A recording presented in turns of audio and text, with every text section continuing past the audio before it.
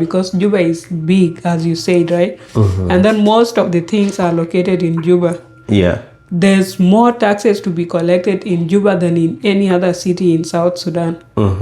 That's why I feel like they wanted to divide it for easy accessibility and accountability, like you put it before. Welcome to Jimosi podcast. So this week, the government of Central Equatoria State rejected the zoning of Juba for taxation purposes by the S.S.R.A, which is South Sudan Revenue Authority, on the ground of that they were not consulted. Yes. So my question is, do you think the governor of Central Equatoria State will be fired for this reason? It's very possible. You know, Kiir doesn't like people challenging his powers. Yeah. And then makosa kidogo hivi unatafutiwa makosa and you can easily be removed. So it's like someone who likes working with yes men and women.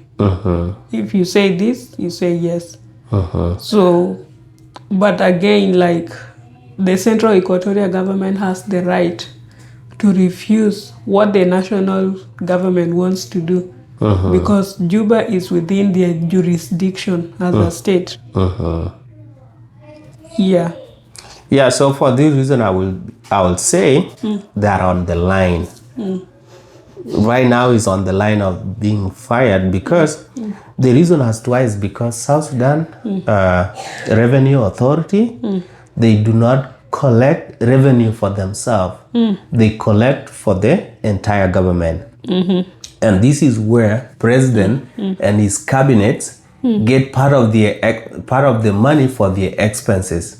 So if they see somebody that is rejecting that proposal, it become enemy number one. Yeah. And again, it will depend with how the message will be relayed to him by the commissioner of the S.S.R.A. Yeah.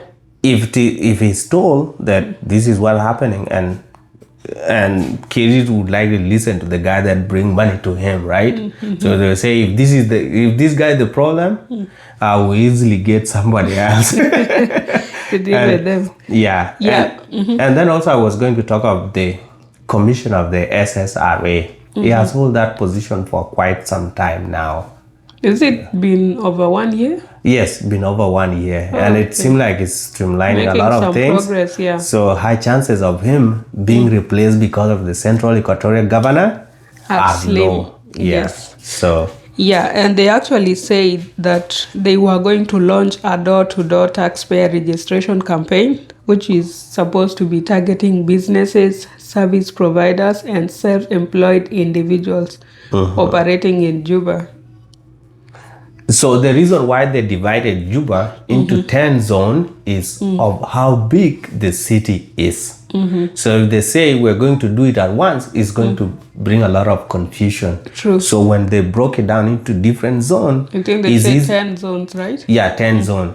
It is easy for accountability that we send you this group to go and register Gumbo Shirkat, to go and register Jebel and Tongping, random new sites, that kind of thing, right? Yeah. It is easy for the accountability. So that's why they divided it into 10.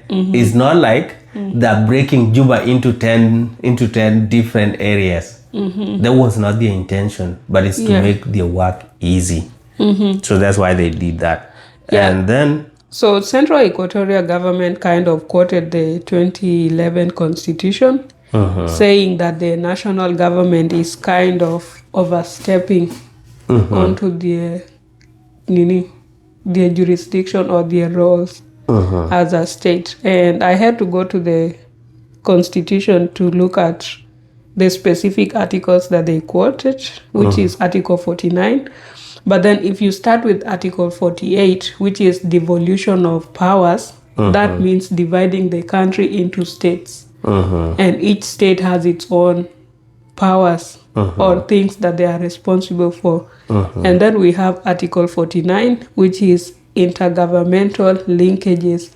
So this is where there's an overlap between the national government and the state government. Under those two articles, that is 48 and 49, they say the national government will or shall exercise its competences in accordance with the Constitution and the law, and that they will respect the powers devolved to the states and local governments. So they are not supposed to overstep on any jurisdictions that are supposed to be performed by the local government or the state government.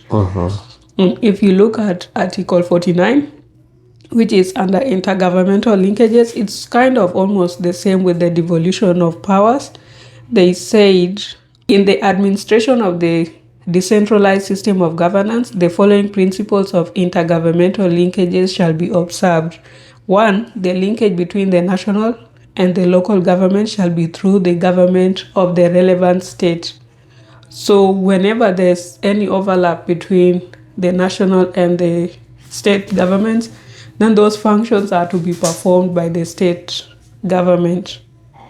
And that both organs of the government, that is the relationship between the national and the state levels, have to be respectful in that they need to respect each other's powers and competencies, and that they need to collaborate in the task of governing and assist each other in fulfilling their respective constitutional obligations.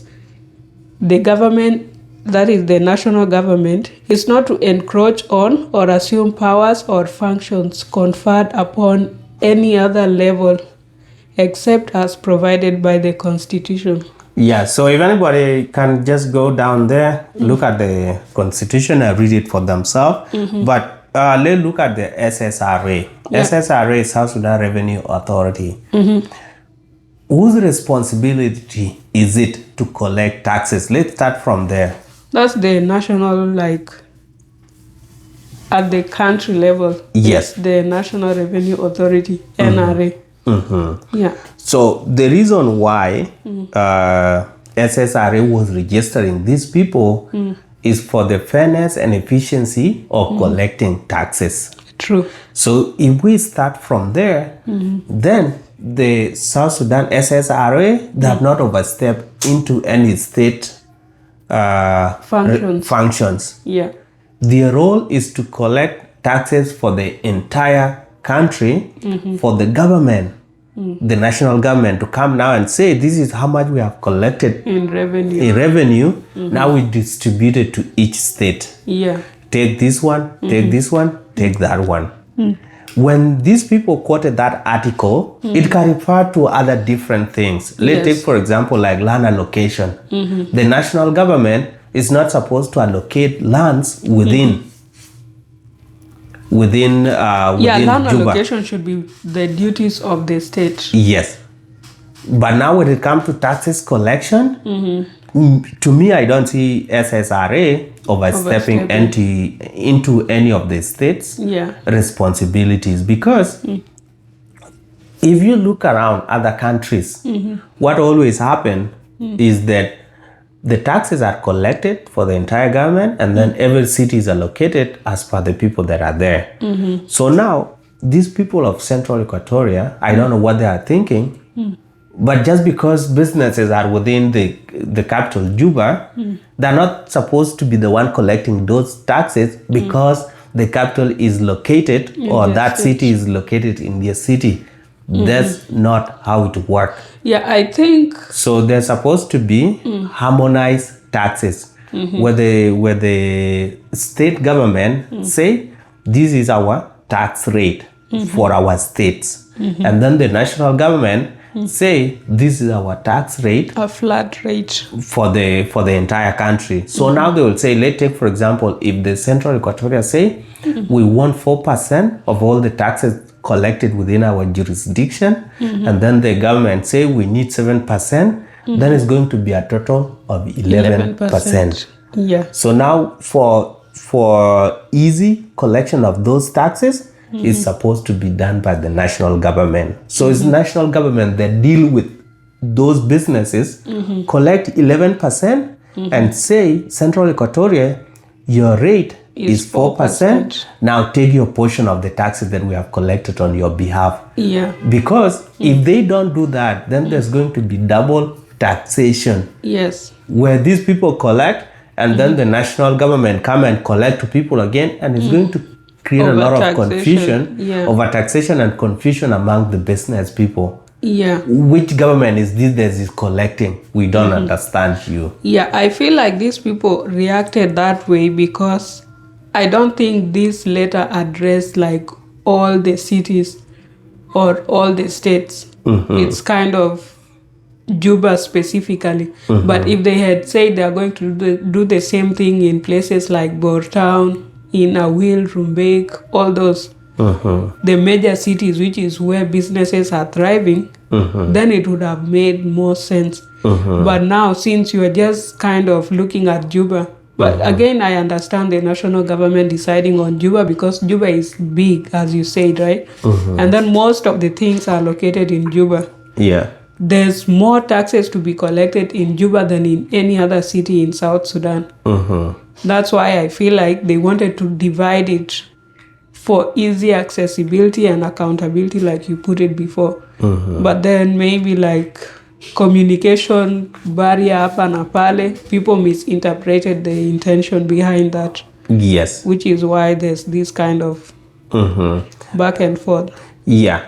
And also maybe, like communication should have been communicated better because when it comes to growth in tax collection in any country, they always have to start with the capital. And then they go down. So if they were done with the Juba, and then they know now the number of taxpayers or the businesses that they're collecting from Juba, then they now go to other cities.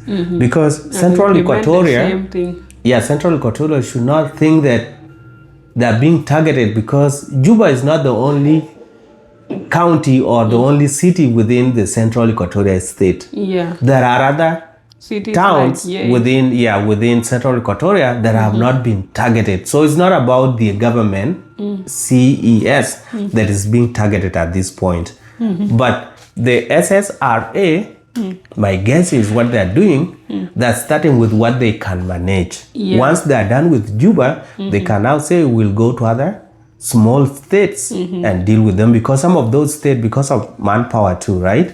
So once they are done with this area, they can say this group now, because it's 10 zones. So after they're done with Juba, they can now say these 10 zones, you can now go one zone, the people that were working on this zone, go to this capital. Let's say go to Bor, go to Malakal, go to Awil, go do the registration again. It is a gradual way of registering everybody. And because you cannot just register all the states or all the cities in the country at once. Yes, it's not possible. So, and then also for monitoring and evaluation purposes, like once you see that this plan has succeeded in one place, then you can now easily implement it in other places. Yes. And it makes progress easy because you already know, okay, these are some of the mistakes we made in this place. So let's address them and now fix the way forward for other counties and states. Yes, and Juba economy is way bigger than all the other states. Take for example, Gumbo Shirkat only, that economy itself is bigger than all the other towns that are within the Jonglei state, all combined. Is going to be bigger than all of them. Because there are some, take for example, Mapao area. That economy itself, let's say is bigger than the Pok Tap or is bigger than Powell or Pawoi. Bortown, I would say, is equivalent to the Shirkat one. Shirkat itself, half of Shirkat. Because I know Bortown, that economy is too small. Half of Shirkat is going to be equivalent to the Bor. And Paria is like, you see Sub Jazeera in Juba too. That's the economy of Paria. And then also like this zoning, you know, South Sudan has no proper zoning. Like let's say, for example, in different places, like in developed countries, you have shops in one place and then houses. There's no maduka or shops, grocery stores within residential areas, unaona. But then in Juba, you find someone has a shop in their own house. Almost every house has a shop. So that's why it's good to have some registration, because you don't just stop at kwa main road. If you go interior, unapata kuna people who are doing business and they're supposed to pay taxes on their goods and services. Yeah. Yeah, and it was going to solve the exploitation anyway. The good part of it is that the S.S.R.A. themselves, they have suspended the exercise, and they're going to consult with the Central Equatoria Government first. And the commissioner himself, when I look at him, this is the best way to resolve things. When you see this other group are not happy with what you are doing, then you suspend the exercise. You guys go consult deeper into where the differences are, come to amicable compromise, and then continue with the exercise. So I will say the commissioner of the S.S.R.A. actually did a good thing by suspending it. Akuei, right? Simon Akuei. So, but do you think South Sudan is ready to have businesses registered for the tax purposes? I think some businesses have been registered, let's say those big shops. But this mama mboga kiosks within the residentials, most of them I don't think they are registered. Yeah. So it should be registered, because if you are providing services, goods and services, then you need to pay taxes on those. Yeah. And the taxes is not like it's coming from your pocket. It has to be a part of the It has to be part of the price of the commodities that you are selling. So it comes from the buyer or the customer. And if you are, let's say, providing services like plating hair salon and stuff, then you charge your customers. Unasema this price is this total. But you as a business person, if you are registered, then you know how much you are supposed to pay as taxes. So you calculate that into the price. And then your clients pay you, and you put aside the tax portion. Yeah. At the end of the month, you submit it. Yeah. So I would say South Sudan at this point should be ready to register or to have their taxpayers put in a proper way by registering them, because this is 14 years after the independence. Yeah. So we cannot just run a country on this basis where like the body that is responsible for registration of the taxpayers, people that are supposed to be paying taxes, do not really know who are the taxpayers in this city. And the problem because you mentioned before, when you go to obtain the license to come and operate, you go somewhere and get the license, right? And this is where they register you. But what they have been doing, let's start from the registration. In the past, it used to be done by the national government. And most of it used to be paperwork. So there's nobody keeping a digital record that can be easily transferred to the S.S.R.A. now that it's functioning. Number two, when it comes to because what they used to benefit on is the issuing of the license.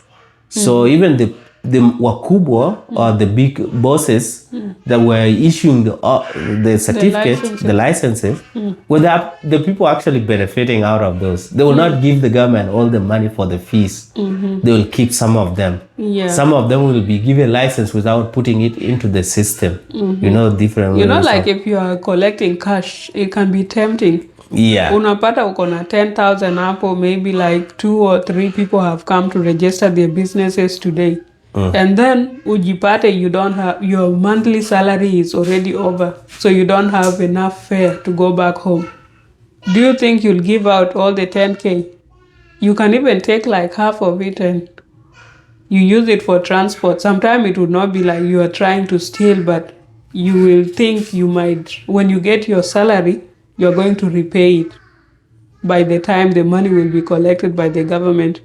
And then salary inakuja, it comes with its own like requirements, with the expenses. So that's how pesa upotelea hivyo. But if it was something digitized, then coin by coin, it will all go to the bank account. Yes, and then also, like when businesses are registered, nobody actually follow up or tell them these are the tax rate that we are going to be using. Sometimes they just use a blanket rate to say everybody has to be paying this. So the city council would say we need 20,000 SSP monthly from everybody. You go ask for 20,000 from somebody that just opened a mobile shop the other day, not charging station. That person is not even reaching that revenue. So I don't know what exactly they're doing right now because I've not looked into the S.S.R.A. guidance and their policies, but they should have a rate that will be applicable to your revenue. Let's say if or to your line of business. Let's say you have somebody that is, to the line of business too, because some of items should be exempt. Yeah. If you are selling medical items, you don't have to put a lot of tax onto it because you don't want to pass the same burden onto the patients that are already sick. So you see there, so this is where like you can put a lower tax rate or no taxes even, so that people can easily afford access them. Yes, and then also when a flat rate is put for all the other, for the businesses, then now you see if a mobile charger, the person doing the mobile charging business is getting only 20,000 and the tax rate is 3%, they only pay like 600, right? And if somebody is making 2 million in sales, they will pay close to 600,000. That one is equitable because it's equivalent to the value of your revenue. Like revenue, yeah. Yeah. Like, and then that would promote people having something like balance sheet and income statement, in that you record how much your gross income, net income after all the deductions have been done. And then from there you can proceed to know like how much you're supposed to pay in taxes this year. Because sometimes, like let's say in developed countries, when your business is not doing well, if you are at a loss, then you're not required to pay taxes because you did not generate any revenue. But if you are making profit, then you have to make some sort of taxes based on how much revenue you got. Yeah. At a specific tax rate. Yeah. And then putting it based on the type of business you are doing. Let's say people who are charging, their business might be kind of more frequent compared to someone selling maybe cars. Yeah, as much as their revenue is less compared to how much someone would make from selling, let's say 10 cars, at least you need to have a different bracket for everything. Because charging, how much do you pay per charging? Less than, it's around maybe 250 by now. Yeah. So you can't just overtax people. Yeah. By putting a blanket tax rate, because it's going to affect the low income earners. They are going to overpay taxes while getting very little in return, and they will not be able to like sustain themselves and their business. But then for those who are profitable business people, they'll just be paying less taxes, yet they are supposed to pay more taxes. Yeah, according to their revenue. And then another thing that I saw is misinterpretation of the registration itself. They were saying that they are going to do door-to-door taxpayers registration. And people were literally translating it into individuals being registered. You go into this house and say where you guys working, what's your source of income, and you register them for the tax purposes. That's not what they are doing. For now, they are going to the people that do business. Those shopkeepers for residential areas. Yes.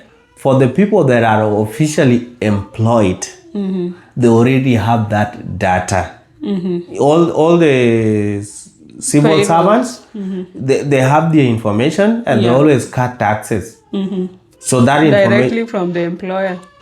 So they are not looking for those ones. And they're not going to force you to register even when you are not earning anything. South Sudan has not reached that level of where everybody has to register for the taxes, either you have income or not. We have not reached that level. We are still struggling. So there was a big misinterpretation that I saw there. Yeah. So I saw the same thing too, because people just stopped at door to door and then tax registration. So it's like there's going to be double tax because your employer is deducting taxes on your behalf, and then you come and pay taxes from your household.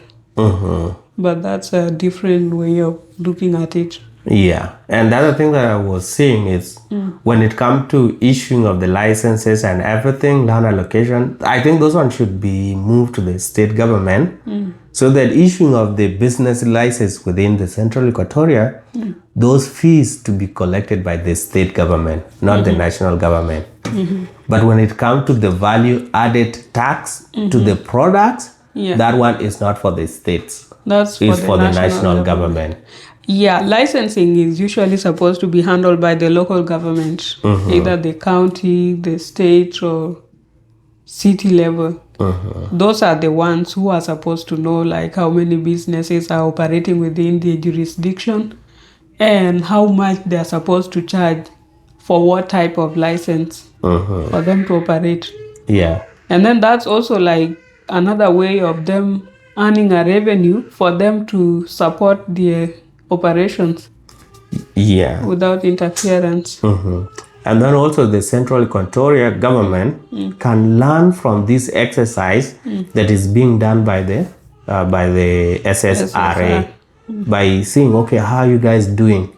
Can they now go register all the other counties or sub-counties that outside have businesses outside Juba, but where the state taxes are also collected from there, so that taxes collected in Yei, taxes collected in Kaya or in Kajukeji do not go to individuals, but they come to the Central Equatoria states. Yeah. You see there? So they should take it as a learning opportunity. They should not see it as something to oppose and get mad at it. This is a learning opportunity for all of them. Yeah, I also feel like this has to be digitized so that it's easy for easier access to information.